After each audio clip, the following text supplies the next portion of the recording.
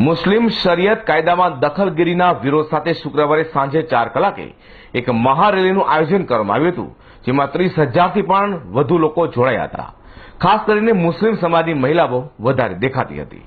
મુસ્લિમોના શરિયતના કાયદાના common civil કોડના વિરોધમાં એક વિશાળ ભવ્ય રેલીનું આયોજન શુક્રવારે સાંજે 4 કલાકે કરવામાં આવ્યું હતું, જેમાં મોટી સંખ્યામાં મુસ્લિમ મહિલાઓ અને પુરુષો જોડાયેલા દેખાતા હતા. ઉપસ્થિત લોકોએ હાથમાં સ્લોગનો સાથે કાયદામાં દખલગીરીનો વિરોધ કર્યો હતો.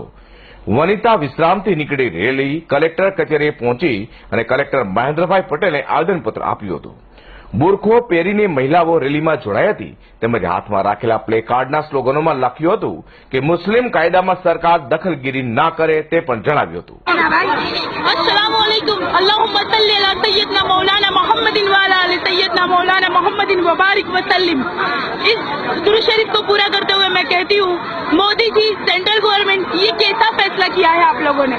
जब गोधरा कांड में आप लोग कहाँ थे? मोदी जी कहाँ थे?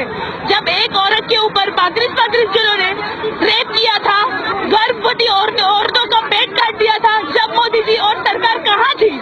अब आप लोग बोल रहे हो कि हमारा इस्लाम बदलना चाहते हो।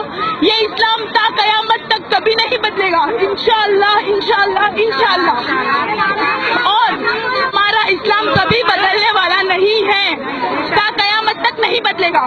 और मोदी जी से कहता कि हम हमारा इस्लाम कभी नहीं बदलेंगे, बस हम यही चाहते हैं कि हमें ना छेड़े, हमें ना परेशान करे, मुस्लिमों को परेशान करना बंद कर दीजिए, बस और कुछ नहीं कहना चाहते हम। इस्लाम ने किसी भी तरह की मदाखलत बर्दाश्त नहीं करेंगे और इस्लाम की तहफ़्फ़ुज़ के लिए हम लोग सड़कों पर आई हुई है और हमारे इस्लाम की हिफाजत के लिए हम लोग सड़कों पर, हम मुसलमान औरतों पर जो भी जुल्म हो रहा है उसके खिलाफ हम लोग मैदान में आई हुई है।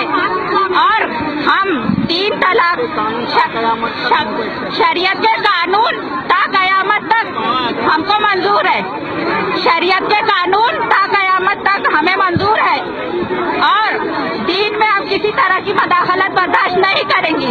આમ 30,000થી પણ વધુ લોકો આ રેલીમાં જોડાતા ટ્રાફિક જામ રોડ પર ઠેર ઠેર થવા પામ્યો હતો અને રેલી કલેક્ટર કચેરીએ પૂર્ણ થઈ હતી. કેમેરામેન મુન્ના મલબારી સાથે પ્રકાશવાળા, વી ન્યૂઝ, સુરત.